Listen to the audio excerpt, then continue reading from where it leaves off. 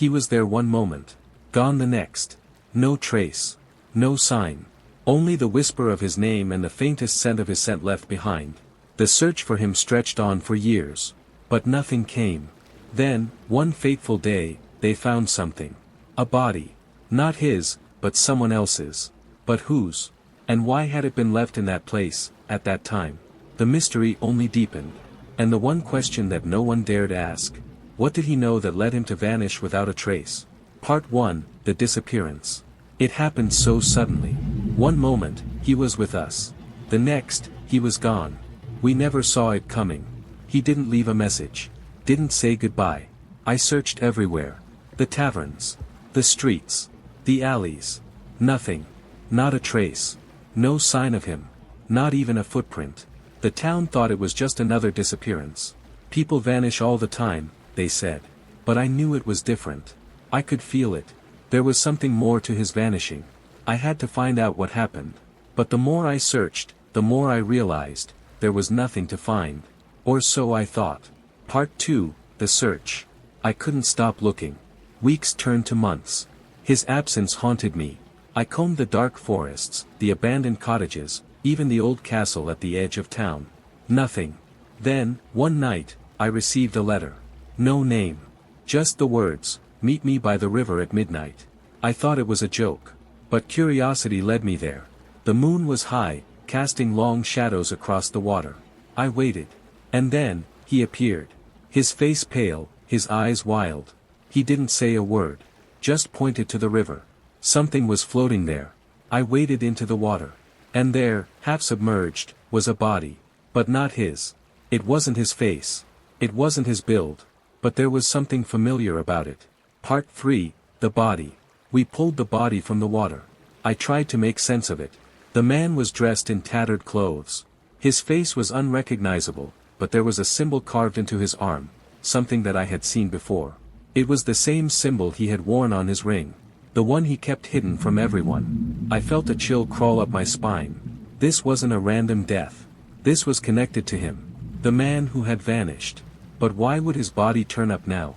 And why hadn't anyone come forward to claim it? Part 4, The Revelation. I couldn't let it go. The search for answers consumed me. I spoke to the town's old historian, a man who knew everything about everyone. He told me something that made my blood run cold. The symbol on the dead man's arm. It was a mark of an ancient group, one that had disappeared long ago. But they weren't gone. They had been hiding, watching. And they were waiting for someone. Waiting for him. The man who disappeared. The man who was the key. I went back to the riverbank.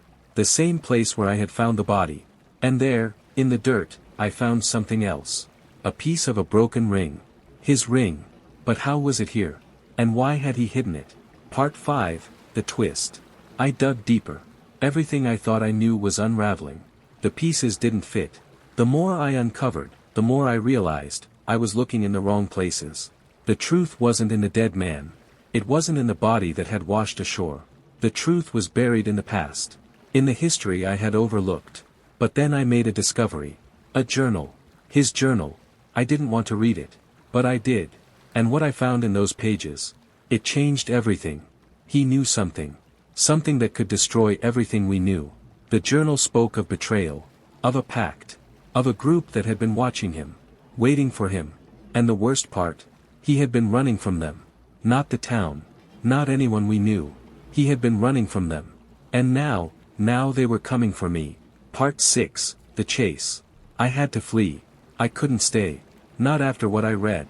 Not after what I understood. But the worst part. I knew I couldn't escape.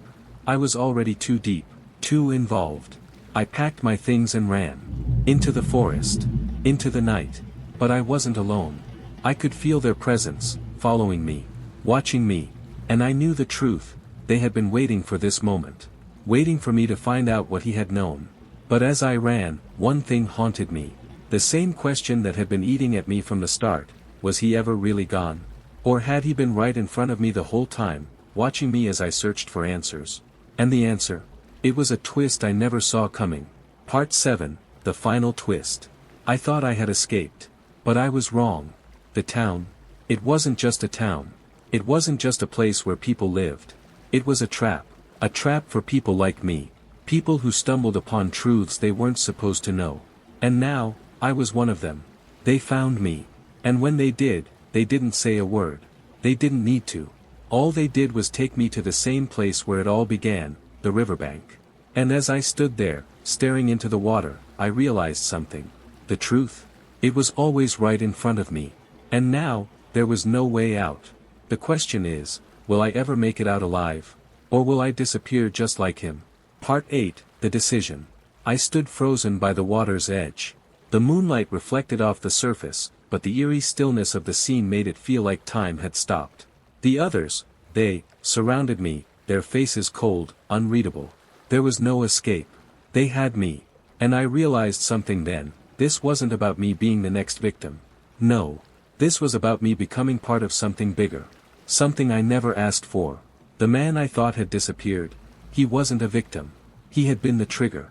The key to something ancient. And now, I was the one who had found the door. Join us, one of them finally said. His voice was low, almost soothing, as though I had no choice but to follow. I wanted to resist. I wanted to scream. But something inside me shifted. A cold acceptance. Maybe this is how it ends. Maybe I'm already too far gone to escape. Part 9, The Revelation. They led me deeper into the forest, into a place I had never seen before. Hidden, concealed, almost as if the earth itself had swallowed it up. A stone circle. The same symbol from the ring. From the body. And now, from the journal. It was here that everything began, and it was here that it would end. They circled me, their eyes glowing with an intensity one had never known. The leader stepped forward, holding a blade. A symbol was carved into the hilt. A symbol I had seen on the man who vanished. The blade was cold, gleaming in the dim light. You're here for a reason, the leader whispered. Just like him. I didn't understand.